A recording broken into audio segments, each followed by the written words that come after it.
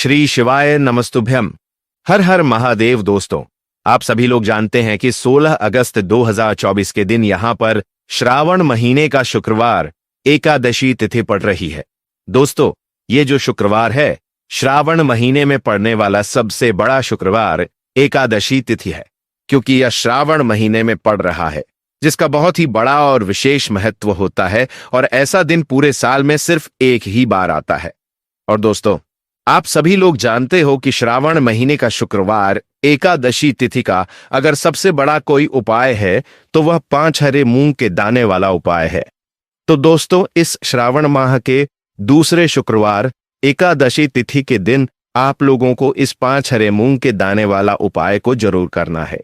बहुत सारे लोग होंगे जिन लोगों ने इस उपाय को ना किया हो, मतलब पूरा साल निकल गया और उन्होंने किसी भी दिन इस 5 हरे मूंग के दाने वाला उपाय को ना किया हो। पर दोस्तों, आपके पास एक आखिरी मौका बचा हुआ है, जो कि 16 अगस्त 2024 श्रावण महीने का शुक्रवार एकादशी तिथि के दिन है। तो इस दिन आप लोगों को इस वाले उपाय को जरूर कर लेना है, भले ही आपने पूरे साल भर अभी तक इस उपाय को ना किया हो। पर अगर आपने इस श्रावण महीने के शुक्रवार एकादशी तिथि के दिन अगर इस वाले उपाय को कर लिया तो आपको इस उपाय को करने का वह फल मिलेगा जिसकी आपने कभी कल्पना भी नहीं करी होगी।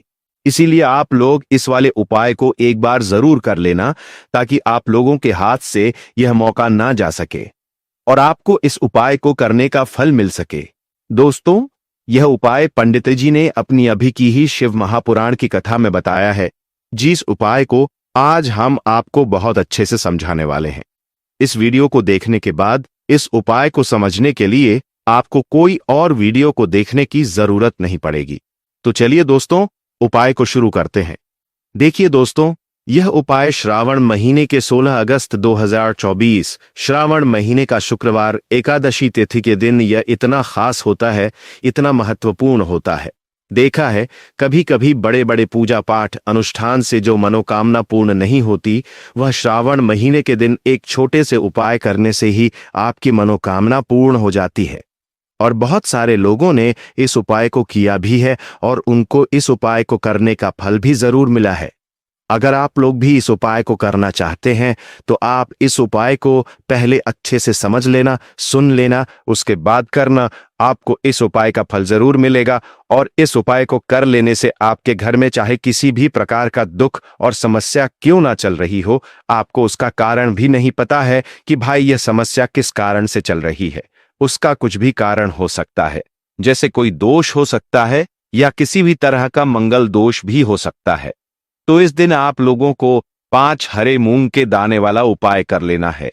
ये एक ऐसा उपाय है जिस उपाय को अगर किसी विशेष दिन पर किया जाए तो भाई उस विशेष दिन का फल जो है वह तो हमें मिलता ही मिलता है, पर हमने उस दिन पर इस उपाय को किया है तो हमें उससे भी बड़ा फल मिलता है और फल बहुत जल्दी मिलता है, क्योंकि आप इस उपाय को बहुत ही बड़े और विशेष दिन पर कर रहे हो।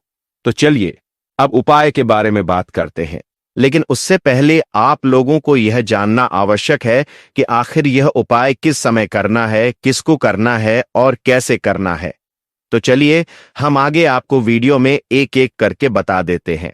लेकिन उससे पहले अगर आप लोग हमारे चैनल पर नए हैं तो हमारे चैनल को सब्सक्राइब कर लेना और इस वीडियो को लाइक करके कमेंट बॉक्स में श्री शिवाय नमस्तुभ्यम ओम नमः शिवाय जरूर टाइप कर देना।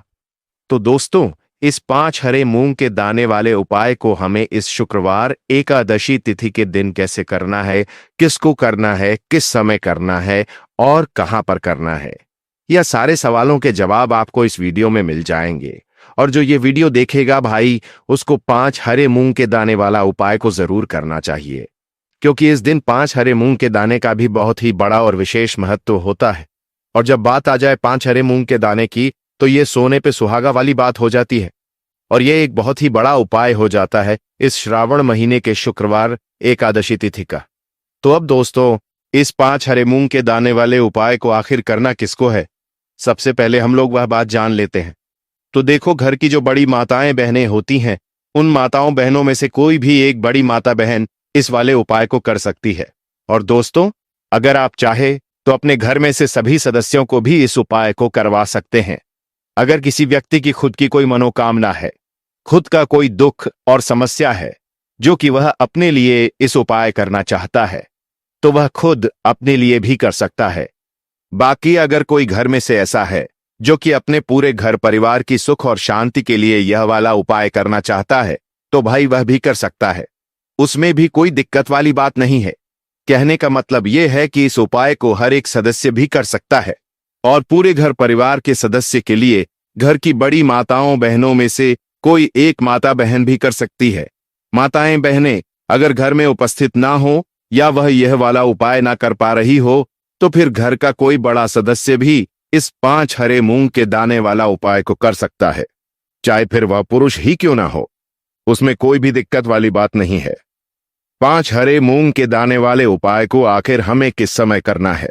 सुबह के समय करना है कि शाम के समय करना है? तो देखो, इस वाले उपाय को आप लोग सुबह के समय भी कर सकते हो और शाम के समय प्रदोष काल में भी कर सकते हो।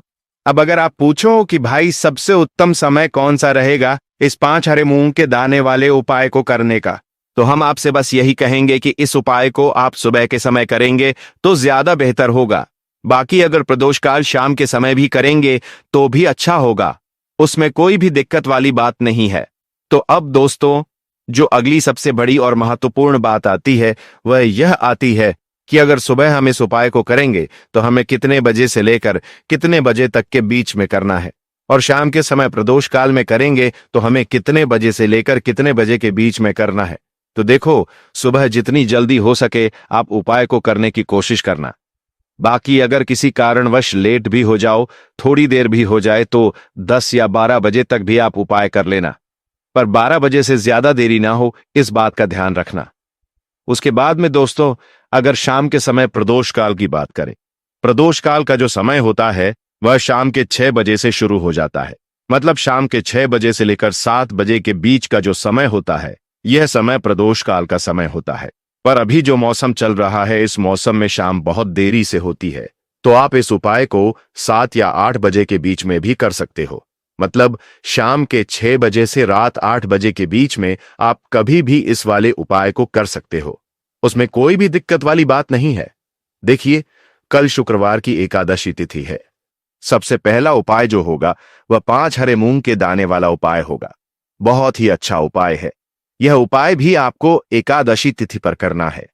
मात्र 5 हरे मूंग के दाने आपको लेना है। हरे मूंग के दाने खंडित नहीं होने चाहिए, विशेष इस बात का ध्यान रखना है। देखो, हमेशा ध्यान रखना, हरे मूंग के दाने जब भी हम भगवान शिव के निमित्त हम उपायों में उपयोग करते हैं, तो यह हमारे घर के ज्ञान, बुद्धि, विवेक को भी बढ़ाते हैं। यानी कि हरी चीज जो है वह बुध ग्रह से संबंधित होती है, और बुध ग्रह जो है बुद्धि, ज्ञान, विवेक के प्रधान लायक है। आपका व्यापार अगर ढंग से नहीं चल रहा है तो भी आप यह उपाय कर सकते हैं। देखो कैसे करना है, समझना। देखिए, सबसे पहला जो हरा मूंग का दाना है वह आपको भगवान शिव के सीधे तरफ, जहां पर गणेश जी का स्थान होता है, हम सभी को पता है, वहां पर गणेश जी के स्थान पर आपको पहला हरा मूंग का दाना रखना है। ओम गम गणपतये नमः या श्री गणेशाय नमः का 11 बार जाप करना है और हरा मूंग का दाना रखना है। अब आपको तांबे के पत्र के अंदर जल लेना है और उसमें से थोड़ा सा जल आपको गणेश जी वाले स्थान पर आपको अर्पित करना है। अब जो दूसरा हरा मूंग का दाना है वह आपको माता अशोक सुंदरी वाले स्थान रखना है। उसके बाद तीसरा हरा मूंग का जो दाना है वह आपको कार्तिकेय जी वाले स्थान पर रखना है। अब जो चौथा हरा मूंग का दाना है वह नंदी जी है, जो सीधा पैर उठा हुआ रहता है। वहां पर अपनी कामना करते हुए आपको चौथा हरा मूंग का दाना नंदी जी के सीधे पैर के वहां पर आपको अर्पित कर देना है। अब पांचवा हरा मूंग का दाना जल के पात्र के अंदर डालना और भगवान शिव के शिवलिंग पर बुद्धेश्वर महादेव के नाम से अर्पित कर देना। बस इतना सा उपाय करना है। आपके जीवन में अगर आपके बच्चे जो है बुद्धि, ज्ञान, विवेक की उन्हें कमी है, अगर बच्चे यह उपाय कर सकते हैं तो बहुत ही अच्छी बात है। व्यापारी भी यह उपाय कर सकते हैं, क्योंकि व्यापार की वृद्धि के लिए भी बुध ग्रह का मजबूत होना बहुत जरूरी होता है। तो इस प्रकार से यह उपाय आप कर सकते हैं। सुबह से लेकर के रात्रि तक जब आपकी इच्छा हो तब आप यह उपाय कर सकते हैं। यह हो गया पहला उपाय। अब हम बात करते हैं दूसरे उपाय की। यह उपाय है तुलसी जी की लकड़ी से दीपदान करना। देखो, श्रावण का पवित्र महीना चल रहा है, दीपदान का विशेष महत्व होता है, तो इसीलिए आपको दीपदान करना है। श्रावण महीने का शुक्रवार एकादशी तिथि पर वह तुलसी जी के पूजन के लिए विशेष होता है, लेकिन आज का यह जो उपाय है वह सबसे ज्यादा सर्वश्रेष्ठ है। कहते हैं कि 1000 दीपक लगाने से अच्छा है एक दीपक लगाओ, लेकिन शुद्ध दीपक लगाओ। उसी प्रकार से हम 1000 दीपक नहीं लगाएंगे। कल दीपक हम भले एक लगाएंगे, लेकिन वह दीपक शास्त्रों के अनुरूप लगाएंगे। तो देखो आपको क्या करना है। तुलसी जी की जो लकड़ी होती है, जो सूख जाती है, उस लकड़ी में से आपको थोड़ी सी लकड़ी निकालनी है। अगर गिरी हुई लकड़ियां हैं तो गिरी हुई लकड़ियां ले लीजिए, नहीं तो जो सूखी लकड़ी होती है वह आपको तोड़ लेनी है। उसके बाद क्या करना, जैसे कि बहुत जगह क्या होता है कि तुलसी के जो बीज होते हैं, मंजरी होती है, वह भी उग जाती है, तो मंजरी आप निकाल लें और उसकी जो डंडी होगी उसका भी उपयोग आप कर सकते हैं। मात्र एक डंडी आपको लेनी है। अब यहां पर समझना, एक माटी का दीपक लेना, उसके अंदर घी भरना। अब यह जो लकड़ी है, लकड़ी के ऊपर आपको लंबी बाटी होती है, उसको पूरी लपेटनी है। उसके बाद यह जो बाटी है और जो लकड़ी है वह आपको घी में डुबो देनी है और इसका दीपक तैयार करना है। देखो, श्रावण महीने का शुक्रवार एकादशी तिथि पर तुलसी जी की लकड़ी का दीपक सबसे ज्यादा सर्वश्रेष्ठ माना जाता है। कहते हैं कि इससे जन्म जन्मांतर के पाप नष्ट हो जाते हैं। करना क्या है, आपको यह दीपक आपके घर में भगवान विष्णु के फोटो के सामने आपको अर्पित करना है। देखिए, भगवान विष्णु की फोटो हो या भगवान विष्णु के जो भी अवतार हैं, उनके सामने भी आप यह दीपक प्रज्वलित कर सकते हैं। आज तुलसी जी की लकड़ी के दीपक का जो उजाला है, जो प्रकाश है, वह भगवान विष्णु के ऊपर पड़ना चाहिए। अगर इस प्रकार से आप दीपक लगाते हैं, भगवान विष्णु की इस दीपक से आप आरती करते हैं, तो आपकी आत्मा को वापस से पृथ्वी पर जन्म नहीं लेना पड़ता। जो भी दीपक यह लगाता है, उस आत्मा का गोलोक धाम में जन्म होता है और जन्म जन्मांतर के पाप होते हैं वह नष्ट हो जाते हैं। पूज्य गुरुदेव कहते हैं कि स्कंद पुराण का जो 52 खंड है उसमें वर्णित है 24 प्रकार के दीपक का दान श्रावण मास में करना चाहिए, और 24 प्रकार में से सबसे ज्यादा करण सर्वश्रेष्ठ दीपक जो बताया गया है वह इसी प्रकार का है। यह जो दीपक है, जो कि तुलसी जी की लकड़ी का, आपको दीपक तैयार करना है। यह दीपक भगवान विष्णु के सामने रखना होगा। ओम नमो भगवते वासुदेवाय का कम से कम 108 बार जाप करें। देखो, श्रावण मास में ओम नमो भगवते वासुदेवाय का जाप करने मात्र से महालक्ष्मी बहुत प्रसन्न होती है, तो विशेष ध्यान रखना। यह उपाय आपको कल के दिन शुक्रवार एकादशी तिथि पर करना है। यह जो दीपक है, या तो आप सूर्योदय के पहले जला लीजिए या तो आप सूर्यास्त के बाद जला लीजिए। दिन में आपको नहीं जलाना है।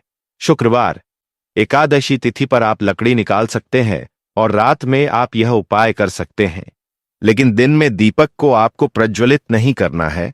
अगर आप कर भी दोगे ना तो उसका कोई फायदा नहीं होने वाला है, क्योंकि श्रावण मास में दीपदान का रात्रि में ही विशेष महत्व होता है। देखो, चूक मत जाना, क्योंकि चूक जाओगे तो फिर अगले साल नंबर आएगा। इसीलिए श्रावण मास की शुक्रवार एकादशी तिथि है, इस उपाय को जरूर करना है। यह हो गया दूसरा उपाय। अब हम तीसरे और अंतिम उपाय की बात करते हैं। यदि आपके घर में आपके जो बच्चे हैं वह पढ़ाई लिखाई में कमजोर है, तो आप यह उपाय कर सकते हैं।